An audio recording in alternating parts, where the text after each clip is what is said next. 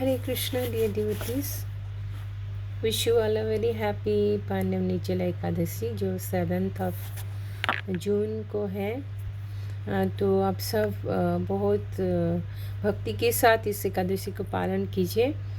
इसको निर्जल एकादशी कहते हैं क्योंकि उस दिन पानी भी नहीं पी सकते हैं।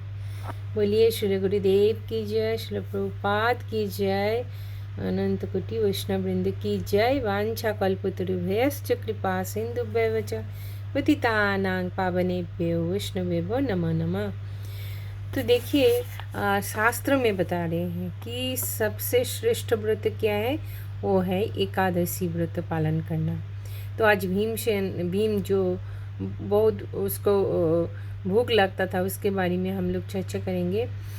ऐसे तो जाना जाता है जो हमारी ज्ञान जो होता है भगवान के साथ अभी हमको पता है, जो संबंध ज्ञान, संबंध विधेय प्रयोजना।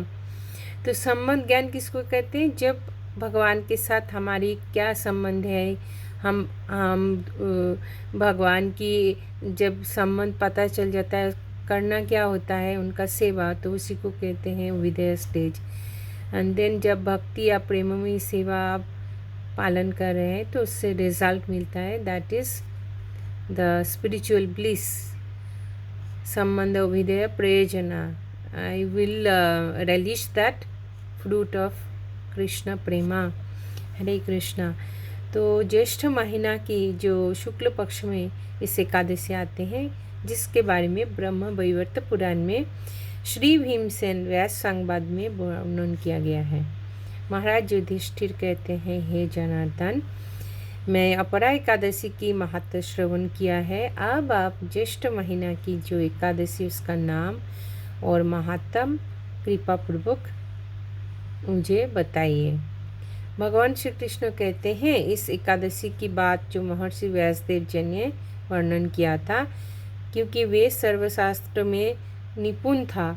और राजा युधिष्ठिर व्यासदेव को कहते हैं, हे महर्षि द्वैपायन, मैं मनुष्य की लौकिक धर्म और ज्ञान कांड के विषय में बहुत कुछ श्रवण कर चुका हूँ। अभी मैं मनुष्य की लौकिक धर्म और ज्ञान कांड के विषय में श्रवण हेतु अब यथारूप से भक्ति विषय, लेकिन अब मैं भक्ति के विषय में धर्म कथा श्रवण करना चाहता हूँ, ना कि ज्ञान कांडो विषय भंडो, इसके बारे में नहीं है, लौकिक धर्म के बारे में नहीं है। अब भक्ति के बारे में बताइए। श्री व्यासदेव कहते हैं, महाराज, आप जो धर्म कथा सुन चुके हो, इस कलयुग के मनुष्य के लिए वे सभी पालन करना बहुत कठिन कार्य है। जो सुख से और थोड़ा ही अर्थ व्यय करके अल्प कष्ट में संपादन कर सकते हो, लेकिन महाफल प्रदान करते हैं। सभी शास्त्र की सार स्वरूप जो धर्म कलयुग की मनुष्य के लिए श्रेय है, वही मैं बताऊंगा। इस धर्म कथाई मैं आपके सम्मुख प्रस्तुत कर रहा हूँ। उभय पक्ष की एकादशी के दिन भोजन ना करके उपवास का व्रत पालन करना, द्वादश के दिन में स्नान करके सुबह सुबह शुचि होकर नित्य कर्मों समापन के बाद भगवान श्री कृष्ण का अर्चन करना, नहा धो के तिलक करके फिर भगवान की आरती करना, मंगल आरती। इसके बाद ब्राह्मण गण को भगवान को भोग चढ़ाने के बाद जो प्रसाद है वो सभी ब्राह्मण वैष्णव को भोजन कराना। जब हमारी असोच होती है उस समय भी इस व्रत को त्याग नहीं करनी चाहिए, बता रहे हैं भगवान। और जो व्यक्ति स्वर्ग में जाना चाहते हैं तो उनको होल लाइफ इस व्रत को पालन करनी चाहिए। पाप कर्म करने वाले और धर्महीन व्यक्ति इस एकादशी के दिन में भोजन ना करते हैं तो यम यातना से रक्षा पा लेता है। श्री व्यासदेव की ये सारी बातें सुनकर भीमसेन असत पत्ते की तरह कांप रहे हैं डर से। हे महाबुद्धि पितामह, माता कुंती, द्रौपदी, भ्राता युधिष्ठिर, अर्जुन, नकुल और सहदेव, वे सभी एकादशी के दिन भोजन नहीं करते हैं। मुझे भी अन्न खाने के लिए मना करते हैं, पर क्या करें, मेरा क्षुधा यंत्रणा से मैं पीड़ित हो जाता हूँ, उपवास करना मेरे लिए मुश्किल हो जाता है। तदुत्तरे भीमसेन कह रहे हैं, मेरे एक निवेदन है। क्या निवेदन है? उपवास तो दूर की बात, दिन में एक बार भोजन करके रहना भी मेरे लिए असंभव है, क्योंकि मेरे उदर में ब्रीक बोल के एक अग्नि है। भोजन ना करने से वो शांत नहीं होता है, इसीलिए हर एकादशी पालन में मैं असमर्थ हूँ।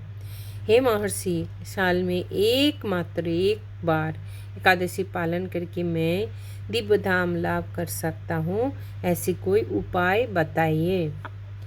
तभी व्यासदेव जी कहते हैं, ज्येष्ठ महीने की शुक्ल पक्ष की एकादशी तिथि में जल पान भी ना करके पूर्ण रूप से उपवास रहना।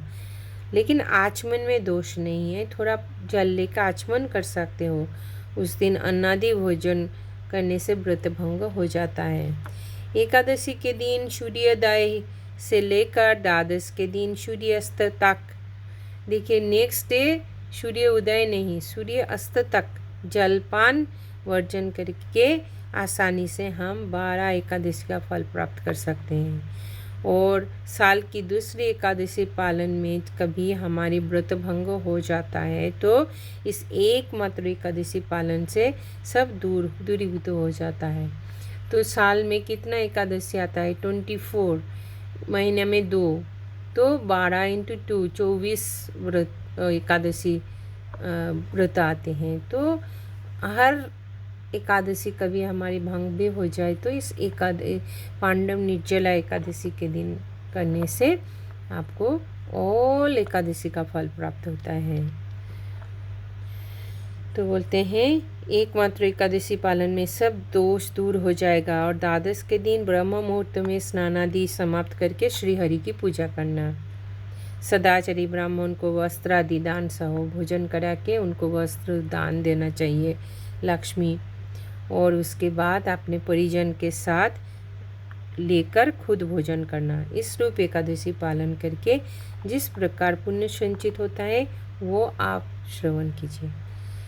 पूरी साल में सभी एकादशी की फल ही एकमात्र व्रत उपवास से लाभ होता है। शंख चक्र गदा पद्मधारी भगवान श्री कृष्ण आसानी से मुझे कहते हैं, लौकिक और वैदिक और लौकिक सभी धर्मों को परित्याग करो, केवल मात्र मेरे शरण में आओ और इस निर्जला एकादशी पालन करके सारे पाप से आप मुक्त हो सकते हो। विशेष रूप से कलयुग में धन संपद दान के माध्यम से, सद्गति और स्मार्त संस्कार के माध्यम से भी यथारूप कल्याण नहीं हो सकता है, क्योंकि कलयुग में द्रव्य शुद्धि नहीं है, कली में शास्त्र संस्कार विशुद्ध नहीं है, मंत्र उच्चारण करने वाले ब्राह्मण शुद्ध नहीं है, घी प्योर नहीं है, स्थान शुद्ध नहीं है।